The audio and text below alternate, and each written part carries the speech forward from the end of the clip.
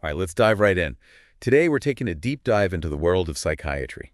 It's kind of like getting a backstage pass to the mind. I like that, a backstage pass. Yeah, we're Yeah. to see how mental health professionals actually figure out how to diagnose and treat all sorts of conditions. And a huge range of conditions at that. Exactly, and we're using this fascinating book as our guide. Right. The DSM-5, it really is like the encyclopedia of the mind, like you said. Yeah, this deep dive's going to be packed. We're talking Okay. schizophrenia, mood disorders, eating disorders, substance abuse.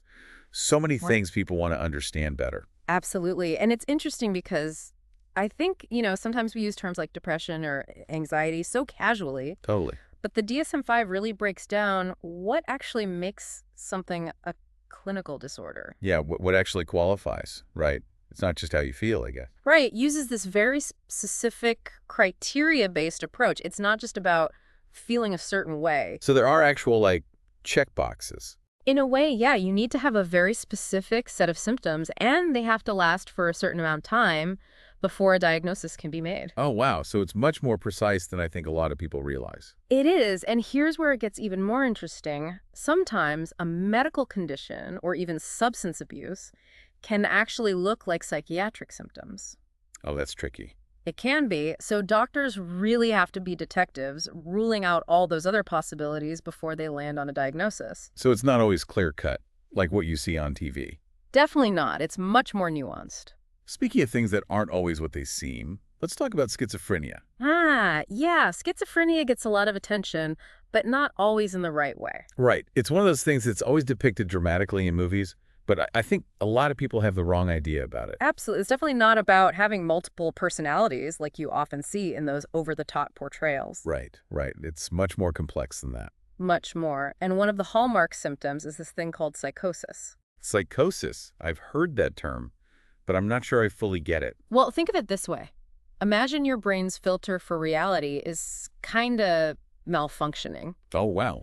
So instead of processing information clearly, you might experience hallucinations, meaning you're seeing or hearing things that aren't actually there. Oh, that's got to be terrifying. It can be. And then there are delusions, which are these really strong beliefs that just aren't true no matter what evidence you're shown. So it's like impossible to convince someone otherwise. Yeah, it's like their reality is completely different from what everyone else is experiencing. Wow, so you're saying it's not just about unusual experiences, it's about how their brain is actually processing information. Exactly. It's like trying to watch a movie where the sound and visuals are constantly scrambled, a really disorienting experience. I can't even imagine. And those delusions can be so detailed and intricate, someone might be convinced they're being followed or that their thoughts are being broadcast for everyone to hear. Oh, wow, and they really believe it. They do, for them, those experiences feel completely real, even if they don't match up with what's actually happening. That's really hard to wrap my head around. It is, and unfortunately, there's no quick fix for schizophrenia. So it's not something that just goes away.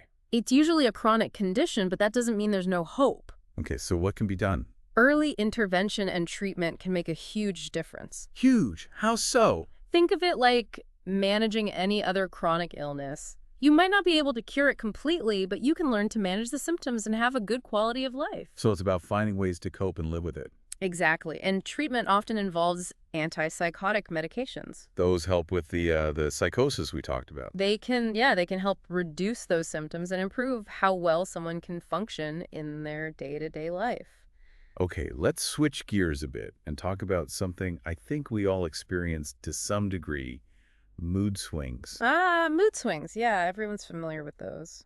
I mean, we all have our ups and downs, right? Yeah. But the DSM-5 actually makes a clear distinction between those normal fluctuations and what qualifies as a mood disorder. Right. It's not just about feeling happy or sad. It's about how intense and long-lasting those moods are. So it's about the degree, the intensity, and how much it affects your life. Exactly. It's like the difference between a gentle wave and a tsunami. Mood disorders are those huge waves that really disrupt your life. I get it. Like, it's not just a little bump in the road, it's a major obstacle. Right. We're not just talking about feeling a little down after a bad day. Yeah, we've all been there. Mood disorders involve really intense, prolonged shifts in your mood that actually make it hard to function in your daily life. So it's like it takes over. Yeah. It's not something you can just shake off. Exactly. One example is major depressive disorder, which is way more than just feeling blue. Major depressive disorders. So, like, what does that actually look like? It's like being stuck in this deep, dark pit, with this overwhelming sadness, loss of interest in things you used to love, changes in your sleep, your appetite. It can really consume you. Wow, it sounds so heavy. It is. And it's not just about feeling down. It's a real loss of motivation and energy, and it can even affect your physical health. So it's really all-encompassing. It can be. And then there's bipolar disorder, which takes you on a whole different kind of roller coaster. Bipolar, I've heard of that. Isn't that about having really extreme mood swings? It is. It's characterized by these dramatic swings between really high highs, which are called mania, and then those really low lows of depression. So it's not one constant state. It's like going back and forth between two extremes. That's a great way to put it, yeah.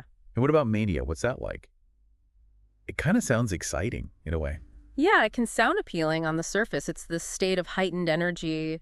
Your thoughts are racing, you don't need much sleep, and you might even feel euphoric. So like you're on top of the world. Yeah. Kind of, but here's the thing. It can also lead to really poor judgment, impulsive behaviors, even risky decisions that can have serious consequences. Oh, so it's not all fun and games. Not at all. It's like having the gas pedal stuck to the floor, but no brakes. You might feel invincible in the moment, but it can quickly spiral out of control. Wow, so even though it feels good, it can be really dangerous. It can, and what people often miss is that even during those manic phases, there's this underlying fragility. Fragility. Yeah, it's not true happiness or contentment. It's more like this temporary escape from the lows. I see, so it's not really sustainable. Not in the long run, and just like with schizophrenia, early diagnosis and treatment for mood disorders are super important. So the sooner you catch it, the better the outcome. Absolutely, and the good news is there are effective treatments available. Okay. Well, there's therapy, medication, and even lifestyle changes that can help people manage these conditions and live fulfilling lives. So it's not a hopeless situation. Not at all. It's about finding the right combination of approaches that works for each person. Okay, you ready for a real mind bender? Let's talk about somatic symptom disorders. Ooh, somatic symptom disorders. This is where things get really interesting. This is where we see how connected our minds and bodies really are. Absolutely. It's like when you get so stressed that you get a headache or an upset stomach. Yeah, I've definitely been there. But with somatic symptom disorders, it's like that, but amplified to a whole other level. So what does that mean, amplified? People with these disorders, they experience physical symptoms that are causing them real distress, but there's no clear medical explanation for them. So doctors can't find anything wrong, but the person is really suffering. Exactly. Imagine going to doctor after doctor, having all sorts of tests, but nothing shows up. Wow, that must be so frustrating. It is. The pain is real. The fatigue is real. Any other issues, they're all real. But the root of the problem seems to be psychological. So it's like their emotional distress is manifesting in their body. Exactly, even though there's no identifiable physical cause. That's wild, and I bet it's hard for people to understand, even the person themselves. It can be. They might feel dismissed, like no one believes them. Yeah, like they're making it up. It's crucial to validate their experience and emphasize that the pain they're feeling is very real, even if the origin is different from what we're used to. So how do you treat something like that if there's no physical cause? Well, the focus is often on helping them develop coping mechanisms, manage their stress, and address any underlying psychological factors that might be contributing to those physical symptoms. So it's about addressing the mind to help the body. Exactly. It's about recognizing that our minds and bodies are so interconnected, and that sometimes emotional distress can express itself in these really physical ways. Okay, onto another fascinating area, personality disorders. Personality disorder is always a topic that sparks a lot of debate. We all have our own unique personalities. That's what makes us, well, us.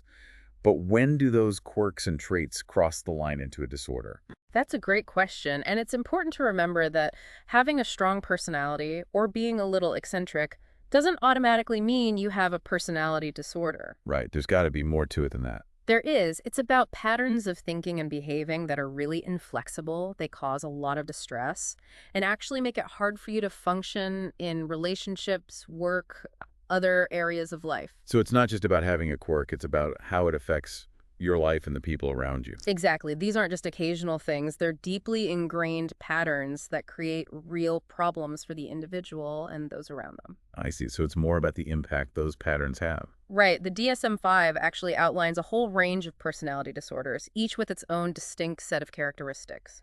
So what are some examples? Well, you've got paranoid personality disorder, where people are constantly suspicious of others, distrustful of their motives, always seeing threats everywhere. So it's like they're always on guard, expecting the worst. Exactly. Then there's antisocial personality disorder, which is often associated with disregard for rules, deceitfulness, impulsivity, and a lack of remorse. That one sounds kind of scary. It can be. And then there's borderline personality disorder, which involves intense emotional instability, impulsivity, unstable relationships, and this really strong fear of abandonment. So it's like they're constantly on edge, afraid of being left behind. Right. And then there's narcissistic personality disorder, characterized by this inflated sense of self-importance, a need for admiration, and a lack of empathy for others. That one seems to be getting more attention these days. It does, and it's important to remember that these diagnoses aren't about judging someone's character. Right, it's not about labeling people as good or bad. It's about recognizing patterns of behavior that cause significant suffering and dysfunction. So it's about understanding what's driving those behaviors. Exactly, and helping individuals develop healthier ways of coping and relating to others. So how do you go about treating something like a personality disorder? Treatment usually involves psychotherapy, where individuals can explore their thoughts, feelings, and behaviors in a safe and supportive environment. So it's about giving them a space to process and understand themselves better. It is, and helping them understand those patterns, develop more adaptive ways of interacting with the world, and build healthier relationships. That sounds like a long and challenging process. It can be. It takes time, patience, and commitment, but it can lead to real, lasting change. Okay, I think it's time to tackle something I'm sure a lot of people can relate to: anxiety disorders. Anxiety disorders, oh yeah, those are definitely common these days. I mean, who hasn't felt anxious at some point, right? It's a normal human emotion. Absolutely. Anxiety is part of our built-in survival mechanism, It's that fight or flight response that kicks in when we sense danger. So it's supposed to help us, but it can also become a problem. Right. When that anxiety becomes excessive, it's persistent, and it starts to interfere with your daily life, that's when we're talking about an anxiety disorder. So it's about how much it's impacting your life. Exactly. It's like having that alarm system going off constantly, even when there's no real danger. Yeah, I can see how that would be exhausting. It is, and it can show up in so many different ways. Like what? Well, you've got generalized anxiety disorder, where worry becomes this constant companion, like a dark cloud following you everywhere. Oh, I know people like that. They just worry about everything. Right, and it's not just about specific things. It's this general, free-floating anxiety that affects everything in your life. So it's not just like, I'm worried about this presentation. It's like, I'm worried about everything all the time. Exactly. And then there's panic disorder, which throws you into these sudden, intense episodes of fear that seem to come out of nowhere. Panic attacks, yeah, I've heard those can be really scary. They can. Your heart's racing. You feel like you can't breathe. You're sweating. And you're convinced you're having a heart attack or dying. It's terrifying. Wow, it sounds like your body's going haywire. It's like your fight or flight response gets triggered for no reason. And it just happens out of the blue. It can. And because those panic attacks can be so unpredictable, it often leads to a fear of having another one, which can really restrict people's lives. So it's like a vicious cycle. It can be. And then you have phobias, which are another type of anxiety disorder. Phobias, those are the ones where people are afraid of specific things, right? Exactly. It could be anything from spiders and heights to social situations or enclosed spaces. But it's more than just a dislike, right? Much more, it's this really powerful fear that makes people avoid those triggers at all costs, even if it disrupts their lives. So it's like it controls them. In a way, yeah, someone with a fear of flying might never travel, even if it means missing out on important things. Or someone with social anxiety might avoid gatherings and interactions, even if it means being isolated. Exactly. It can be really debilitating. So what's the good news about anxiety disorders? The good news is that they're highly treatable. Highly treatable. That's great to hear. So how do you treat them? Well, therapy, especially a type called cognitive behavioral therapy, CBT, can be really effective. CBT, I've heard of that. It's about learning to challenge those anxious thoughts, develop coping mechanisms, and gradually face their fears in a safe way. So it's like retraining your brain to react differently. In a sense, yeah. And in some cases, medications like SSRIs can also be helpful in reducing anxiety symptoms. So it's not a one-size-fits-all approach. It's really about finding the right combination of treatments for each person. All right, let's move on to a topic that I think is really important and often misunderstood: eating disorders. Eating disorders, yeah, those are complex and often very sensitive issues. There's serious mental illnesses that involve having this distorted body image and engaging in unhealthy eating behaviors. And they often stem from deeper emotional issues and all the pressure from society about how we're supposed to look. Right. It's not just about vanity or wanting to be thin. It's about a struggle with self-esteem, control, and having a really complicated relationship with food. Absolutely. One of the most well-known eating disorders is anorexia nervosa. Anorexia, yeah, we've all heard of that, but what does it actually involve? It's when people severely restrict how much food they eat because they're terrified of gaining weight, even if they're already dangerously thin. So it's like they're starving themselves. In a way, yeah, it's almost like a phobia of food and weight gain. And that can lead to serious health problems, right? Absolutely. Severe malnutrition, medical complications. It can even be life-threatening. That's scary. And then there's bulimia nervosa, right? Right. Bulimia involves these cycles of binge eating where someone eats a huge amount of food in a short period. Like way more than a normal person would eat. Way more. And then afterward, they engage in these purging behaviors to try to get rid of the food. Purging meaning like throwing up. Yeah, throwing up, using laxatives, exercising excessively, anything to try to compensate for that binge. It sounds like such a difficult cycle to break. It is. It's this constant battle between the urge to overeat and then the guilt and shame that follows, which leads to these desperate attempts to undo it. So it's not just about the food, it's about those emotional struggles as well. It is, and it's crucial to recognize that eating disorders aren't about willpower or vanity. They're complex mental illnesses that need professional help. So it's not something you can just snap out of. Not at all. Treatment often involves a multidisciplinary approach. Meaning like different types of therapy. Yeah, therapy to address those underlying emotional issues, nutritional counseling to help them establish healthier eating habits, and sometimes medical intervention to manage any physical complications. So it's about healing the mind and body. Exactly. Helping individuals develop a healthier relationship with food, their bodies, and themselves. Okay, let's shift gears again and talk about substance-related and addictive disorders. Substance abuse and addiction, another area where there are so many misconceptions. People often think it's a choice, like people are just weak or lack willpower. Right, but it's not that simple. Addiction is actually a complex brain disease that hijacks your reward system, making it incredibly difficult to just stop using. So it's not just about wanting to quit, it's about how your brain is wired. Exactly. We think of it this way. Your brain has this pleasure button, and when you use drugs or alcohol, it gets stuck in the on position. Oh, wow, that's a good analogy. The substances, whether it's alcohol, opioids, stimulants, whatever it is, they flood your brain with dopamine, which is the feel-good chemical. So you associate that substance with pleasure. Right. But over time, your brain adapts, and it takes more and more of the substance to get that same feeling. That's tolerance. So you need more and more to get high. Exactly. And when you try to stop using, you experience withdrawal, which can range from uncomfortable to downright dangerous. Withdrawal, isn't that when you get all those awful symptoms? It is. It's like your brain is screaming for that dopamine hit, making it incredibly difficult to resist those cravings. Wow, so it's not just a matter of mind over matter. It's not. It's a real physical and psychological dependence. So what can be done to help people who are struggling with addiction? Treatment often involves a combination of therapy, support groups, and in some cases, medication to help manage those withdrawal symptoms and cravings. So it's about providing support and helping them retrain their brains. It is. It's about helping them understand their addiction, develop healthier coping mechanisms, and rebuild their lives without those substances. It sounds like a long and difficult journey. It can be, but it's absolutely possible to recover. That's encouraging to hear. It is. Yeah. With the right support and resources, recovery is definitely within reach. Now, before we move on, we need to acknowledge that mental health challenges can affect people of all ages, Of course, mental health doesn't discriminate. including children. Absolutely. And the DSM-5 outlines a range of disorders that specifically affect children. So what are we talking about here?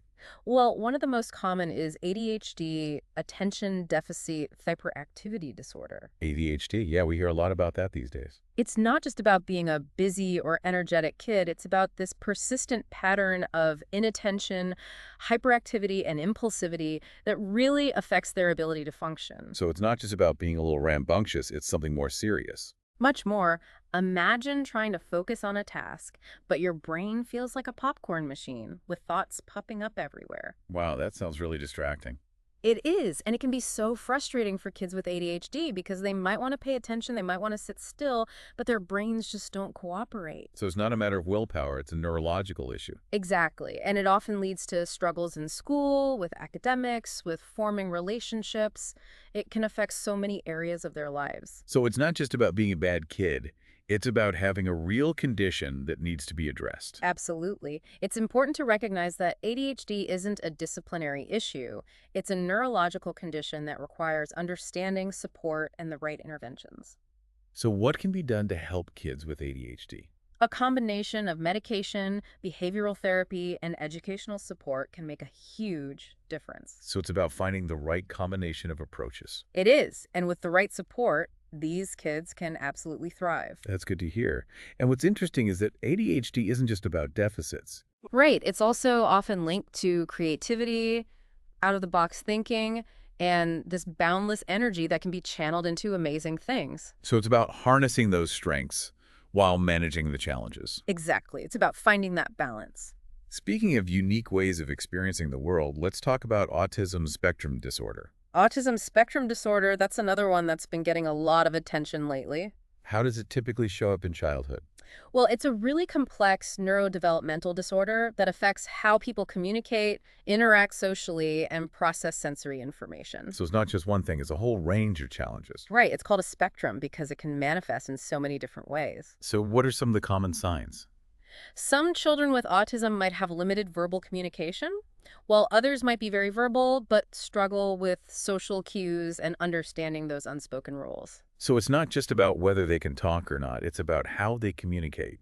Exactly, and some might be overly sensitive to certain sounds or textures, while others might crave intense sensory experiences. It affects their senses as well. It does. It's like their brains are wired differently, leading to a different way of perceiving and interacting with the world. That makes sense. And what's important to remember is that it's not a one-size-fits-all diagnosis. Definitely not. Every individual on the spectrum is unique, with their own strengths, challenges, and ways of being. And early intervention is crucial, right? Absolutely. There are so many therapies and interventions that can help children with autism develop their skills and learn strategies to navigate the world. It's about providing the right support to help them thrive. It is, and embracing their individuality. Okay, one more childhood disorder. I want to touch on Tourette's disorder. Tourette's, that's one that people often have a hard time understanding. What exactly are we talking about when we say Tourette's? It's a neurological condition that's characterized by these involuntary movements and vocalizations called tics. Kicks, those are like the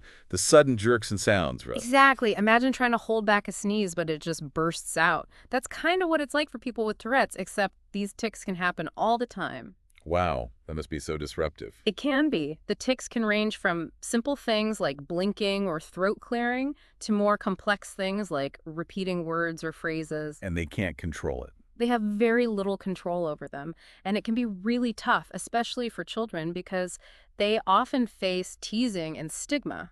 Yeah, people might think they're doing it on purpose. Right, but it's important to remember that these tics aren't intentional, they're neurological symptoms. So what can be done to help people with Tourette's? Treatment often involves behavioral therapy to help manage the tics, as well as medication to reduce how severe they are. So it's about finding ways to control those tics.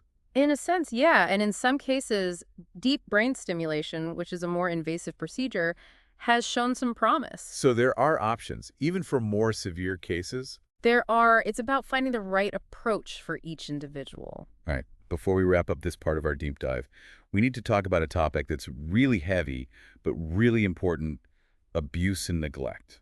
Abuse and neglect, unfortunately, these are realities for far too many people. And they can have a devastating impact on mental health. They absolutely can. The DSM-5 acknowledges all the different forms of abuse. Like what? Child abuse, sexual abuse, intimate partner abuse, elder abuse. It's all in there. And it's not just physical abuse, right? Not at all. It can be emotional, psychological, sexual, financial, or even neglect. All of those can be incredibly damaging. And the effects can last a lifetime. They can. The consequences of abuse can be devastating, leading to all sorts of mental health conditions like PTSD, depression, anxiety, substance abuse, you name it. It's like a ripple effect, starting with that initial trauma. It is. It's like the trauma creates these deep wounds that can continue to affect a person long after the abuse has ended. So it's not something that just goes away on its own. It's crucial to provide support, validation, and access to effective treatment for those who've experienced abuse. Like what kind of treatment? Therapy, support groups, and sometimes medication can all be incredibly helpful.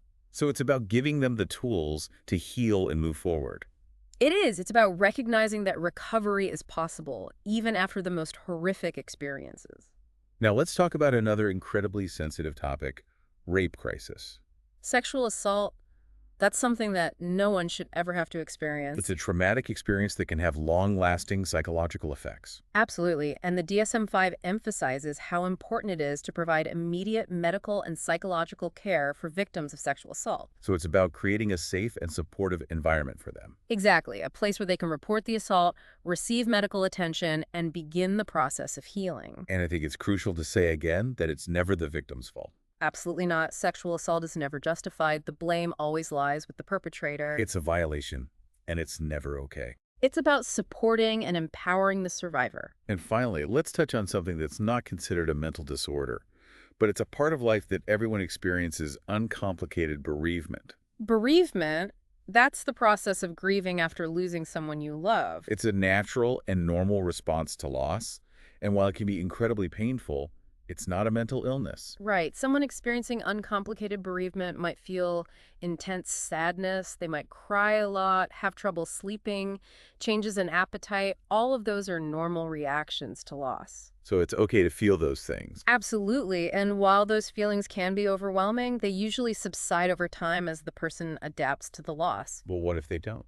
If the grief is really prolonged, intense, or interfering with their life, then it's important to seek professional support. So it's about knowing when to reach out for help. It is, and recognizing that everyone grieves differently, and sometimes you need extra support to navigate that journey. Okay, we've covered a lot of ground in this first part of our deep dive. We have, but there's still so much more to explore. And that's exactly what we're going to do in the next part of our deep dive. Stay tuned, folks. We'll be right back. Okay, so where were we? I think we were just wrapping up that first section on, was it different types of illness? Right. But, before we go too far, I'm actually curious about some of the nuances within these diagnoses we've talked about. Yeah, totally. It's like we've laid the groundwork. Now it's time to get into the specifics. Exactly. Like when we talk about psychotic disorders, how do mental health professionals actually tell the difference between, say, a brief psychotic disorder and something like schizophrenia? Yeah, that's a good question. It's all kind of blurry to me. Well, it really comes down to the timeline and how intense the symptoms are. So duration and severity. Basically, think of it like a spectrum. A spectrum, okay. On one end, you've got a brief psychotic disorder, which, like the name suggests, is pretty short-lived. Short-lived meaning? You might have hallucinations, delusions, disorganized thinking, all those classic psychotic symptoms, but the whole thing resolves within a month. So it's like a sudden storm, super intense, but quick to pass. That's a great analogy, yeah. And then on the other end of the spectrum, you've got schizophreniform disorder, which is kind of like the middle ground between a brief episode and full-blown schizophrenia. Schizophreniform, that's a mouthful. I know, right? But basically, the symptoms are similar to schizophrenia, but the key difference is that it lasts for a shorter period. Shorter meaning? Between 1 and 6 months. Oh, so if those symptoms hang around for longer than 6 months, then it's more likely to be schizophrenia. That's right. Schizophrenia tends to be more chronic, and it involves a wider range of symptoms. A wider meaning. Well, not only do you have those positive symptoms, we talked about the hallucinations, the delusions, but you also have these negative symptoms, which are things that are missing or diminished. So it's like there are extra things happening, but there are also important things that aren't happening. Yeah, it's a double whammy. So what are some examples of these negative symptoms? One you might see is flat affect, which basically means the person's emotional expression is really reduced. Like they don't show much emotion. Yeah, it's like their face becomes a mask, very little emotion showing through. That must be hard for the people around them. It can be. And then there's alogia, which is basically a poverty of speech. Poverty of speech, so they don't talk much? It's not just being quiet, it's a difficulty coming up with thoughts and putting them into words. So it's like the words just aren't there. Kind of. And lastly, there's avolition, which is a lack of motivation or goal-directed behavior. Avolition, that sounds serious. It can be. It's like the person's drive and purpose have been drained away. So they just don't have the energy or desire to do anything. That's right. So it's this combination of those unusual experiences being added and then normal functions being taken away. that makes schizophrenia so complex and challenging. It sounds like a really difficult condition to live with. It can be, and it's important to remember that it's not just one disease. It's actually a spectrum of disorders, each with its own unique set of symptoms and challenges. Right, right, like we were saying about that spectrum. Exactly. Okay, let's switch gears over to mood disorders. Mood disorders, yeah. We were just talking about the two main types, major depressive disorder and bipolar disorder. Right, but even within those categories, there are a bunch of subtypes, right? You got it. It's not a one-size-fits-all situation. So let's break it down. What are some of the different flavors of, say, major depressive disorder? Well, one subtype is seasonal affective disorder, which people often call the winter blues. Oh, yeah, the winter blues, I've definitely heard of that. Isn't that when people get depressed during the winter months? That's the one, it's like their internal clock gets thrown off by the shorter days and the lack of sunlight. So it's tied to the actual seasons. Seems to be, and they experience those classic depressive symptoms. Fatigue, low energy, changes in appetite and sleep. I can definitely relate to feeling more tired in the winter. Right, but for people with seasonal affective disorder, it's much more intense and debilitating. And it's more common in women, right? It does seem to be. And treatment can involve things like light therapy, medication, or even just making sure to get enough natural light during the day. Light therapy, so like sitting under a special lamp. Kind of. It's like giving your brain a dose of sunshine, even when it's gloomy outside.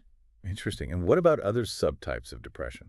Well, there's atypical depression, which kind of flips the script on some of those classic symptoms. Flips the script, how so? Instead of insomnia and weight loss, people with this subtype might actually oversleep and gain weight. Oh, wow. So it's almost the opposite. In a way, yeah, they might also have this heavy feeling in their limbs, like their arms and legs are filled with lead. Lead, that's a weird sensation. It is, and they tend to be super sensitive to rejection. So it's not your typical picture of depression.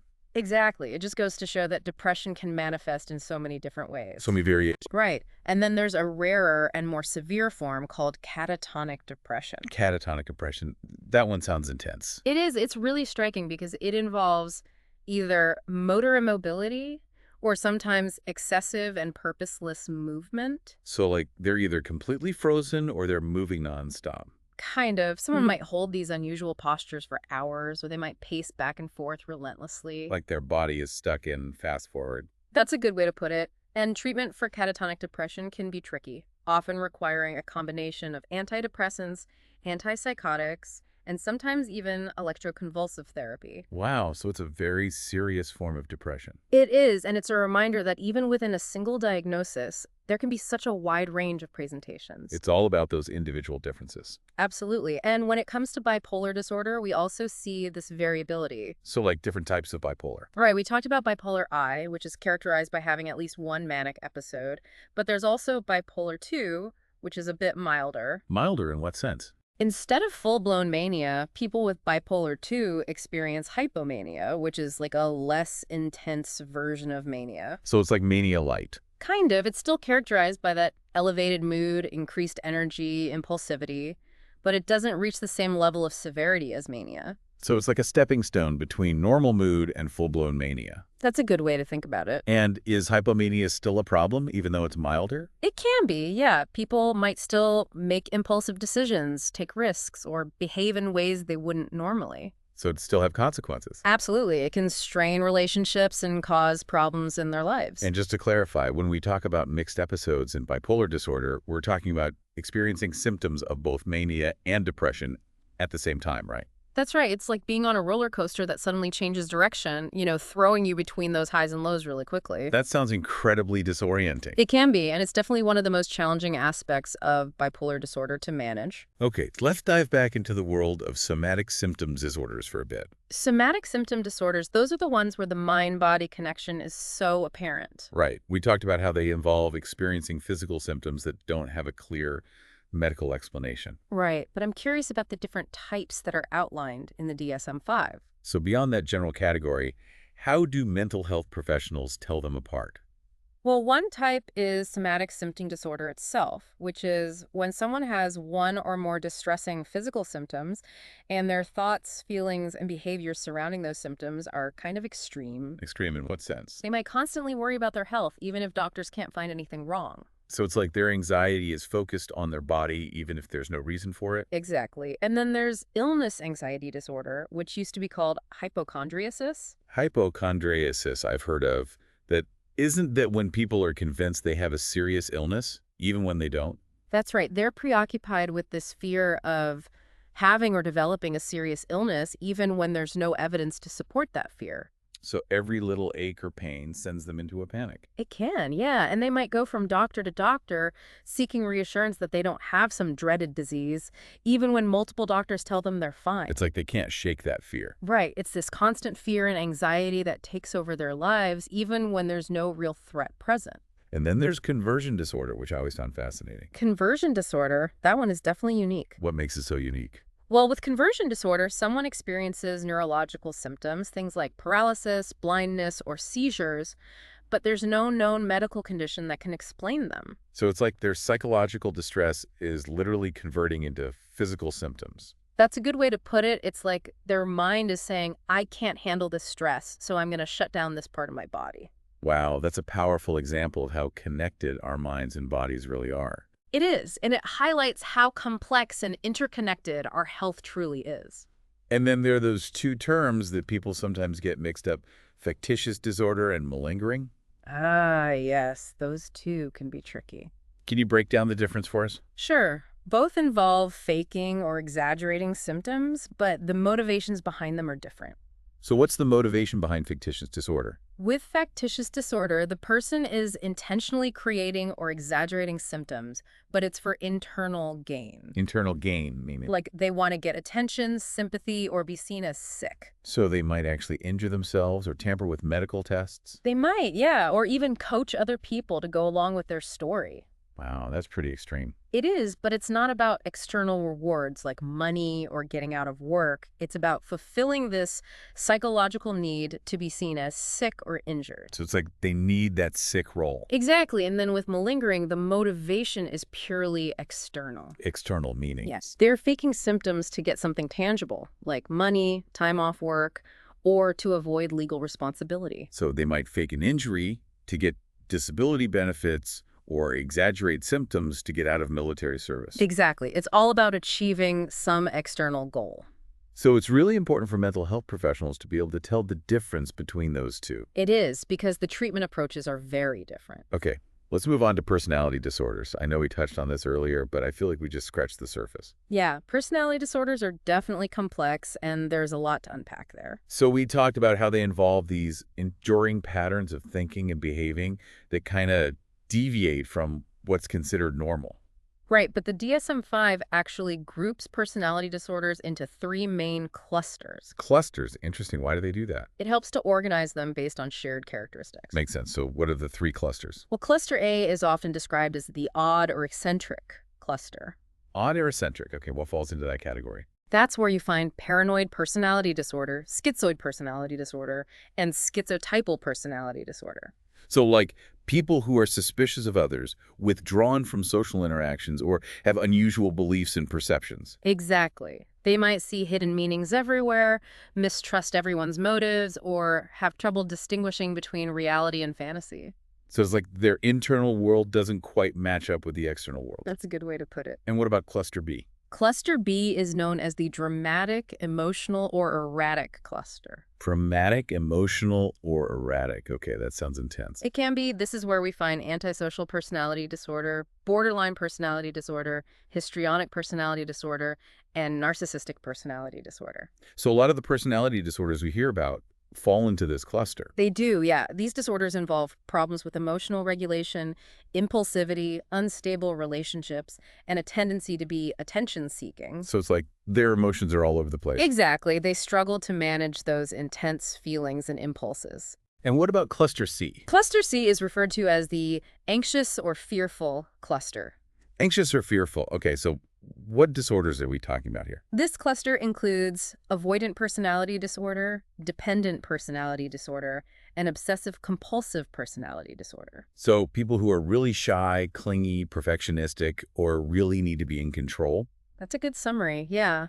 Their anxiety drives their behavior, leading them to avoid situations, rely heavily on others, or strive for an impossible level of perfection. It's like they're constantly trying to manage their anxiety. In a way, yeah, and it's important to remember that these are just broad overviews of each cluster. Right. Each disorder has its own unique set of characteristics. Exactly, and it's crucial for mental health professionals to make accurate diagnoses to guide treatment effectively. Okay, let's circle back to anxiety disorders for a minute, specifically phobias. Phobias, those are the ones where people have intense irrational fears of specific things. Right, but the DSM-5 actually breaks down phobias into different types based on what the trigger is, right? That's right, it's not just one big category. So what are some of the different types of phobias? Well, you have the classic animal phobias like arachnophobia, fear of spiders, or cynophobia, fear of dogs. Those are pretty common, right? They are, and they usually develop in childhood. And then there are natural environment phobias like acrophobia, fear of heights, or astrophobia, fear of thunderstorms. Those are pretty common too, and they often stem from a fear of things that are unpredictable or uncontrollable. Makes sense. And then there's that one that always makes me squirm, blood injection injury phobia. Yeah, that one's a little different. Different in what way? People with this phobia have this really strong vasovagal response, meaning their blood pressure and heart rate drop when they're exposed to blood, injections, or injuries. So they might actually faint. They often do, which can make things like medical procedures pretty tricky. Definitely not fun. And what about those phobias that are more about situations? Ah, yes, the situational phobias like claustrophobia, fear of enclosed spaces, or aviophobia, fear of flying. Those can really limit people's lives. They can. They often involve this fear of being trapped or unable to escape. Makes sense. And then there's that catch-all category for all the other phobias, right? Right. The other phobias that covers everything from choking to loud noises to vomiting. So it's basically for any phobia that doesn't fit neatly into the other categories. That's right. And we shouldn't forget about social anxiety disorder, which is also considered a phobia. Social anxiety, that's when people are afraid of social situations, right? Exactly. They're afraid of being scrutinized or judged, which leads to all that anxiety and avoidance. So they might avoid parties or public speaking. Exactly. It can really impact their social life and their ability to function in certain settings. And what about agoraphobia? I always thought that was a fear of open spaces, but I've heard that's not quite right. You're right. It's often misunderstood. So what is it, really? Agoraphobia is more about a fear of situations where escape might be difficult or where help wouldn't be available if something bad happened. So it's not just about the space itself, it's about feeling trapped or vulnerable. Exactly. Someone might be afraid of crowds, public transportation, being far from home, or even just leaving their house. Wow, so it can be really isolating. It can, and it often develops after someone has a panic attack because they start to fear having another attack in a place where they feel unsafe. So it's like a fear of the fear itself. In a way, yeah, and it can be incredibly debilitating because it prevents people from doing everyday things. Makes sense. Okay, let's move on to obsessive, compulsive, and related disorders. OCD and its cousins, another fascinating group of disorders. So this category includes obsessive compulsive disorder itself, body dysmorphic disorder, hoarding disorder, trichotillomania, and excoriation disorder, right? You got lots of different manifestations, but they share a common thread. And what's that common thread? It's this recurring pattern of intrusive thoughts or urges, and then these repetitive behaviors that people do to try to reduce their anxiety or distress. So it's like a loop. The thoughts trigger the behaviors, and the behaviors reinforce the thoughts. Exactly. It's like a broken record player in the brain, with those thoughts or urges playing over and over again, driving the person to engage in those compulsions. So it's not something they can just choose to stop doing? Not easily, no. It feels very compelling and urgent. So can you give us some examples of how this plays out in different disorders? Sure, in OCD, someone might have obsessions about contamination, which leads to compulsive hand washing. Yeah, the classic hand washing example. Right, or they might be obsessed with order and symmetry, which leads to them constantly arranging and organizing things. So it's like their brain needs everything to be just so. Exactly. And then in body dysmorphic disorder, the focus is on perceived flaws in their appearance. Body dysmorphic disorder, isn't that when people are obsessed with a specific body part? It can be, yeah. Someone might spend hours staring at their reflection, convinced that their nose is too big or their skin is too blemished, even if those flaws are barely noticeable to anyone else. So it's like their perception is distorted. It is, and it can lead to excessive grooming, cosmetic procedures, and a lot of distress and impairment in their social life. And what about hoarding disorder? What's going on there? With hoarding disorder, people have this really hard time getting rid of things. So they just accumulate more and more stuff. They do, even when those possessions have no real value or purpose. But it's more than just being messy, right? That is, it's about this overwhelming anxiety they feel about discarding things, which leads to this buildup of clutter that can become dangerous and interfere with their ability to live normally. So it's not just a matter of being lazy or disorganized. It's a real mental health condition. Exactly. And then you have trichotillomania and excoriation disorder, where the compulsive behaviors are hair pulling and skin picking, respectively. Both sound really distressing. They can be, and they can be hard to control, often leading to noticeable hair loss or skin lesions. So they cause real physical damage as well. They can, and it's important to remember that all of these disorders cause significant distress and impairment in a person's life, and they often need professional help to manage. So it's not something they can just get over. No, it requires a combination of therapy, particularly cognitive behavioral therapy, and sometimes medication. Okay, on to another challenging category. Trauma and stressor-related disorders. Trauma and stressor-related disorders, these are the ones that develop in response to some kind of traumatic or stressful event. So they're directly linked to experiencing something difficult. They are, and they can have a huge impact on someone's mental and emotional well-being. And I imagine they're pretty common, considering how much stress and trauma people experience. They are. Two of the most well-known are post-traumatic stress disorder, PTSD, and acute stress disorder. PTSD, that's one we hear about a lot. It is. Both PTSD and acute stress disorder involve a cluster of symptoms that arise after someone's been exposed to a traumatic event. Traumatic event, meaning like a serious accident, physical or sexual assault, war, natural disaster, anything that's really overwhelming and threatening. So it's not just about everyday stress, it's about experiencing something truly dramatic. Exactly. It's like the trauma gets embedded in their brain and it keeps replaying itself over and over again, leading to all these distressing symptoms. So what are some of the symptoms of PTSD? Someone with PTSD might have flashbacks, which are these vivid, intrusive memories that feel like they're reliving the trauma. So it's like they're right back in that moment. It is. They might also have nightmares, avoid anything that reminds them of the trauma, feel emotionally numb, be super vigilant and jumpy, and have trouble sleeping. It sounds exhausting and terrifying. It can be. It's like their body and mind are constantly on high alert, even when there's no real danger. And what about acute stress disorder? How is that different from PTSD? Acute stress disorder is similar to PTSD, but the symptoms usually develop and resolve within a shorter time frame. Shorter meaning? Usually within a month of the traumatic event. So it's like a more immediate and intense reaction, but it doesn't always stick around as long. That's a good way to put it, but it's still a serious condition, and it's important to seek professional help if you're experiencing those symptoms. Absolutely. And then there are adjustment disorders, which are also included in this category, right? That's right. Adjustment disorders are a bit different. Different in what way? They involve emotional or behavioral symptoms that arise in response to a stressful life event, but it's not necessarily a traumatic event in the same way. So what kind of events are we talking about? Things like a job loss, a relationship breakup, a serious illness, major life changes that are difficult to cope with. So it's not about having a mental illness.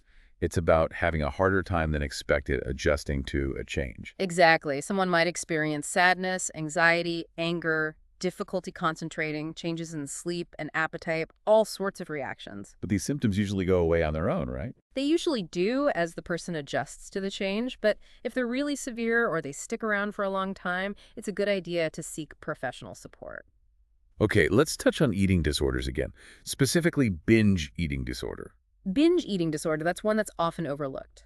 We talked about anorexia and bulimia, but what makes binge eating disorder different? It's characterized by these recurring episodes of eating a huge amount of food in a short period. So it's like those bulimic binges, but without the purging afterward. Exactly. There's no vomiting, excessive exercise, or laxative use to try to compensate for the binge. So it's just the binge itself. And it's important to distinguish between overeating every now and then and having binge eating disorder. So what makes it a disorder? With binge eating disorder, the binges are frequent, distressing, and the person feels like they have no control over them. So it's not just about enjoying food, it's about feeling out of control. Right, and people with this disorder often feel really ashamed and guilty about their binges. I can imagine. And they might try to hide their eating behaviors. So it can be a very secretive disorder. It can be. And treatment often involves therapy, medication, and lifestyle changes to address those underlying emotional issues, manage cravings, and develop healthier eating habits. So it's a multifaceted approach. It is, and it's important to remember that binge eating disorder is a serious condition that can have a significant impact on a person's physical and mental health. Okay, I think it's time to shift gears and focus on substance use disorders. Substance use disorders, yeah, let's talk about those. I mean, we all know about alcohol abuse, but what are some signs to actually look for? Well, I mean, when someone's intoxicated, you might notice things like slurred speech, stumbling around, trouble with coordination, changes in behavior. Yeah, they might act out, be more aggressive. Exactly. They might become more impulsive, aggressive, even experience blackouts where they don't remember what happened. Blackouts, those are scary. They can be, and the thing is, it's not just about those immediate effects. Right, there's a long-term damage too. Exactly. Long-term, chronic alcohol use can really do a number on your health. Oh yeah, it's not good for you. It can lead to liver damage, heart problems, and even increases the risk of certain cancers. So it's definitely something to be concerned about. Absolutely. It's not something to take lightly. And speaking of not taking things lightly, what about withdrawal? What happens when someone who's been drinking a lot suddenly stops? Oh, that's when things can get really dangerous. Dangerous, how so? Alcohol withdrawal can be pretty intense. It often starts with the shakes, anxiety, insomnia. Yeah, I've heard about the shakes. But it can escalate to seizures, hallucinations, even be life-threatening in some cases. Wow, so it's not just like a bad hangover. Not at all. That's why medical supervision during detox is so important, especially for people who've been heavy drinkers for a long time. So it's not something you want to try to do on your own. Definitely not. It's best to have professional help. Okay, another big one these days is the opioid crisis. What are some signs that someone might be struggling with opioid use? Opioids, which include things like heroin and prescription painkillers, they have some pretty powerful effects. Yeah, they're strong stuff. Someone using opioids might seem really drowsy or out of it. Their pupils might be constricted, and their breathing might slow down. So, like, they're nodding off. Yeah, they might also have trouble concentrating, making decisions. So it affects their thinking, too. It does, and over time, their body gets used to the drugs, so they need higher and higher doses to get the same effect. That's tolerance, right? That's tolerance, and when they try to stop using, the withdrawal symptoms can be brutal. Yeah, I've heard about that. What's it actually like? It often involves intense flu-like symptoms, muscle aches, nausea, vomiting, sweating, and these really intense cravings. Sounds awful. It's not usually life-threatening like alcohol withdrawal can be, but it's definitely not easy. Okay, and then there are stimulants.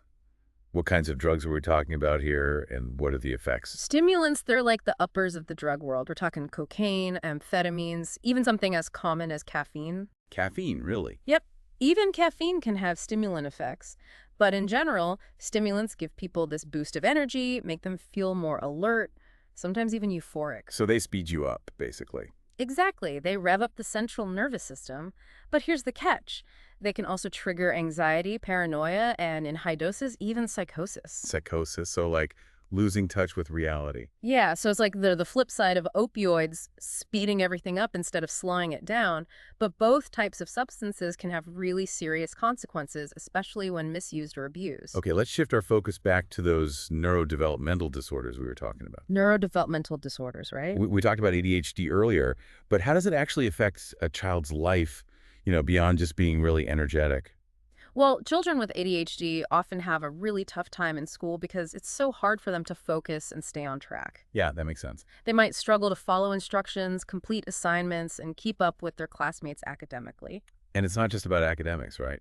Not at all. Socially, they might have trouble making and keeping friends because their impulsivity and hyperactivity can make it hard to navigate all those complex social rules. So it's a double whammy. It affects their learning and their relationships. It can be, and it's tough for these kids because they're often misunderstood. Yeah, they might be labeled as lazy or disruptive, when in reality, it's not their fault. Exactly. They're struggling with this neurological condition that makes it harder for them to control their attention, their impulses, their behavior.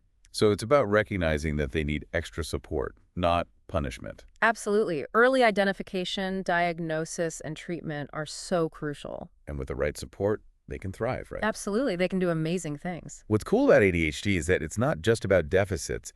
It's also often linked to creativity and out-of-the-box thinking. Right. It's about finding ways to help them harness those strengths. Absolutely. Speaking of unique ways of experiencing the world, let's talk about autism spectrum disorder. Autism spectrum disorder, another complex one. Yeah. How does it typically show up in childhood? Autism is a neurodevelopmental disorder that affects how people communicate, interact socially, and process sensory information. So it's not just one thing. It's a whole constellation of challenges. Exactly, and it's called a spectrum because the way it presents can be so different from person to person. So there's no one-size-fits-all picture of autism. Definitely not. Some children might have limited verbal communication, while others might be very verbal but struggle with social nuances. So it's not just about talking. It's about understanding and using language in social contexts. Right, and some might be hypersensitive to certain sounds or textures, while others might seek out intense sensory experiences. So it's a different way of experiencing the world. It is, and it's so important to remember that autism isn't a one-size-fits-all diagnosis. Every individual on the spectrum is unique with their own strengths, challenges, and ways of being. Absolutely. It's about celebrating those differences. And just like with ADHD, early intervention is key. There are lots of therapies and interventions that can make a huge difference. So it's about giving them the tools they need to navigate the world. Exactly, and helping them reach their full potential. Okay, one more childhood disorder to touch on before we wrap things up. Tourette's disorder. Tourette's, that one can be pretty misunderstood. Yeah, what exactly is it? Tourette's disorder is characterized by tics, which are these involuntary movements or vocalizations. Tics, like the sudden jerks or sounds. Right, imagine trying to hold back a sneeze, but it just bursts out. That's kind of what it's like for people with Tourette's, except these tics can happen repeatedly throughout the day. That sounds really disruptive. It can be. The tics can range from simple things like blinking or throat clearing to more complex movements or vocalizations like repeating words or phrases. Wow, so it can be a wide range. It can, and it can be really tough for these individuals, especially children, because they often face teasing and stigma. Yeah, people might not understand what's going on. Right. People might mistake their tics for intentional behaviors when in reality they have very little control over them. So it's not something they're doing on purpose. Not at all. It's a neurological condition. And what kind of treatment is available? Treatment often involves behavioral therapy to help them manage the tics, as well as medication to reduce their severity. So there are ways to help them cope. There are, and in some cases, deep brain stimulation, which is a more invasive procedure, has shown some promise for people with severe Tourette's. So there are options, even for those more challenging cases. There are, and it's all about finding the right approach for each individual. All right, before we close out this deep dive, I want to circle back to abuse and neglect.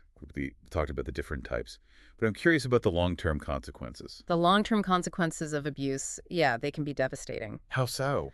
Well, individuals who have experienced abuse, whether it's physical, emotional, sexual, or neglect, are at a much higher risk for a whole range of mental health conditions. So it can have these ripple effects throughout their lives. It can. We're talking about PTSD, depression, anxiety, substance abuse, eating disorders, personality disorders. The list goes on and on. So it's not just about the immediate trauma, it's about those long-term effects. Right. It's like the abuse creates these deep wounds that can affect their ability to form healthy relationships, trust people, regulate their emotions, even just feel safe in the world. It sounds like a really difficult journey. It can be. That's why it's so crucial to provide support, validation, and access to effective treatments for those who've experienced abuse.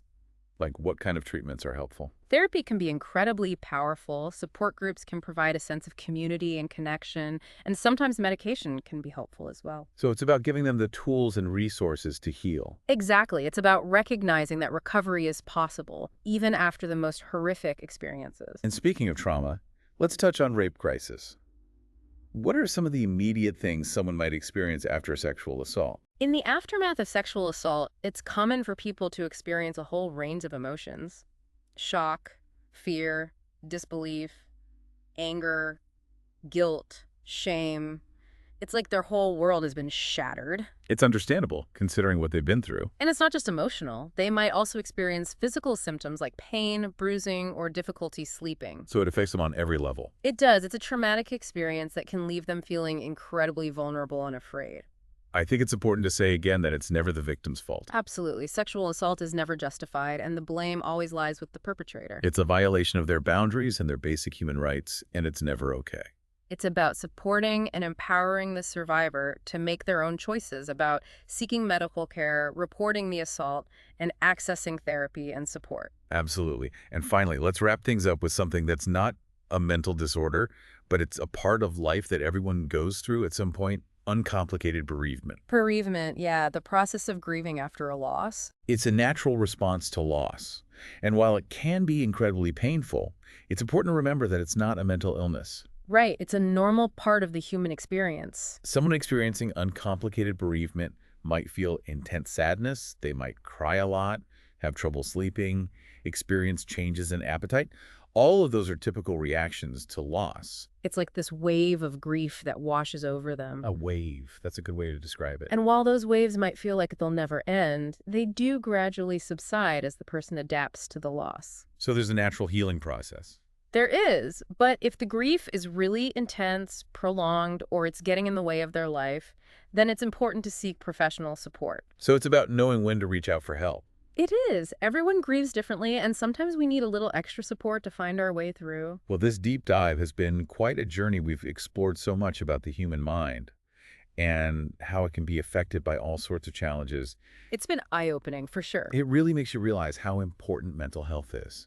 Absolutely, and I think one of the biggest takeaways for me is that beneath every diagnosis, every label, every symptom, there's a human being who's struggling. It's about remembering the human side of it all. Exactly, and it's about recognizing that we're all connected and that empathy, understanding, and support can make all the difference in the world. So true. Well, I think that's a good place to wrap things up for today. Yeah, I think so too. Thanks for joining us on this deep dive into the world of psychiatry, everyone. And remember, if you're struggling, don't hesitate to reach out for help. There are people who care and want to support you. Stay curious and take care of yourselves both mentally and physically.